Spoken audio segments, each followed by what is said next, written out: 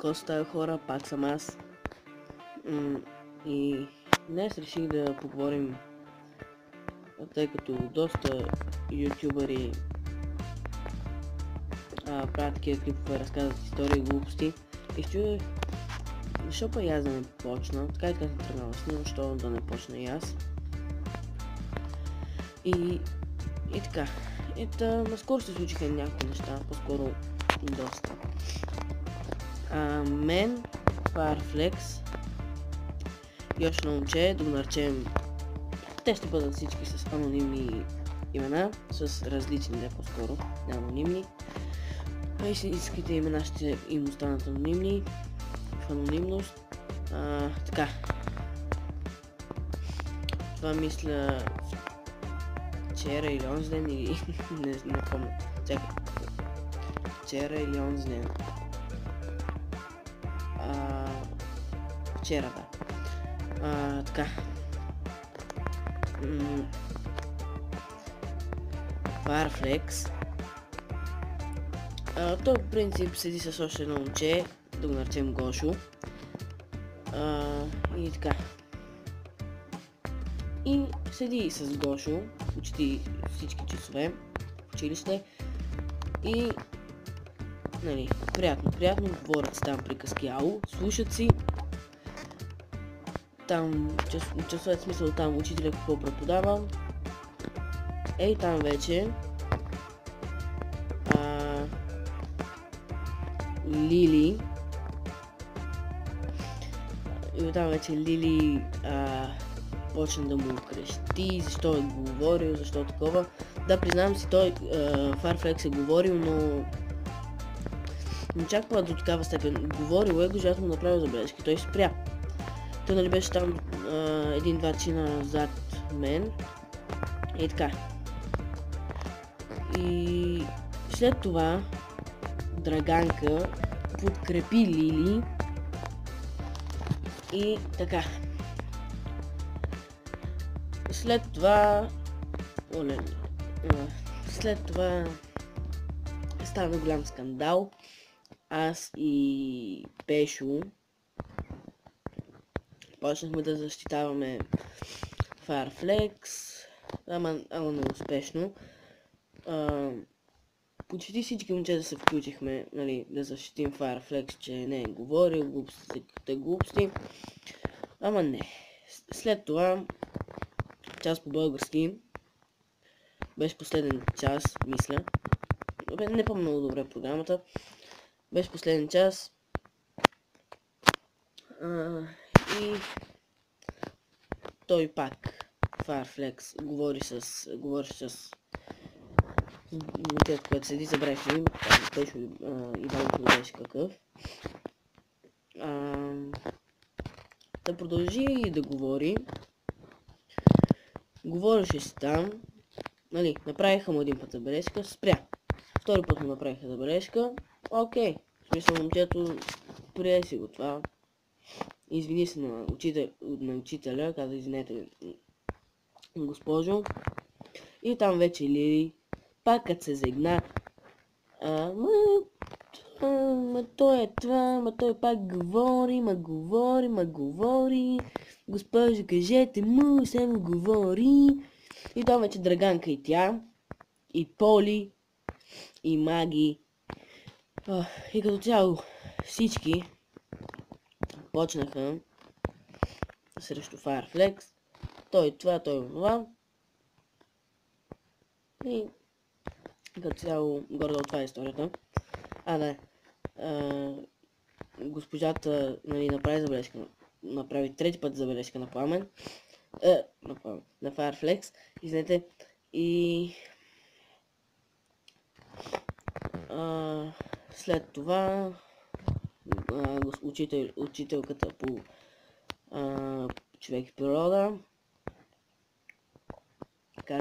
там почна да казва на Farflex то пред целия клас, че повече в нейните часове Пламен без учител няма да го пуска. Някакви такива глупости, че няма да го пуска в часа и че там без родител, нещо такова. След това Farflex се разстрои, момичетата там, Лили, Поли, Драганка, Петканка, почнаха да се смеят, че Farflex плаче. И така, и след това той почна да плаче и учителката по човек в природа тръгна да се извинява на Farflex. Ти каза, че това наистина не го е мислила, просто и си спознал през устата, ама надали това е било така. Според мен, като цяло, това видео нямаше много голям смисъл, но все пак исках да разкажа тази история. Може да споделите мнението си долу в коментарите, да видим какво ще стане, естествено, нали. Какво мислите вие за тази история? Дали Драганка и Петканка и там Лили, Поли, Моли са постъпили добре с Farflex или зле? И така. И нали, в крайна сметка тръгнахме да го защитаваме. Учителката там се извини. И нали, Пламен, Farflex още е разстроен. И така, свършихме часа. И там Драганка, Петканка, и Лили, там вече пак почнаха да му се хилят, да му се подиграват, нещо да му се присмиват. При което той там опита се да реагира. Аз и Иванчо го спряхме.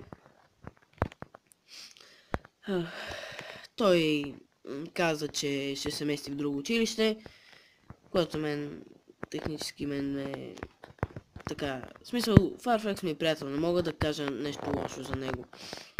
В смисъл, има моменти, когато сме скарани, но дори тогава нито съм го обиждал, той е такъв, той е такъв. А просто сме си така, карали сме се там за половин един ден. И така. Така цяло това, пак казвам, беше историята. Пак казвам, споделете там мнението си долу в коментарите. Дали Иванка, Петканка, Лили са постъпили добре. Не знам, че повечето имена не съм ги казал там като Драганка, Петканка, но както и да е, това е останалата част от тези момичета, които ставаше на въпрос. Като цяло те и мен са тормозили, оплаквали се от мен и от Иванчо, оплаквали се от още едно момче, Драганчо, и от Farflex. Сега почнаха да се оплакват. Но преди аз, Иванчо и Петканчо се оплаквахме, че ни тормозят нас, ала толкова и нали, успокоихме се, че спряха вече, нали, спряхме да си говорим, спряхме, нали, като цял контакт с тях да поддържам, спряхме да сме мили един към друг. И така. И вече помнаха и Farflex, за което аз много ясно, че се ядосвам, защото Farflex ми е приятел, няма, дори в най-трудната ситуация аз бих го подкрепил по-скоро. И така, това е мнението ми. Ако имате такива момчета или момичета, от които бивате тормозени, напишете долу в коментарите, аз ще прочита, напишете ми история, аз ще ви прочита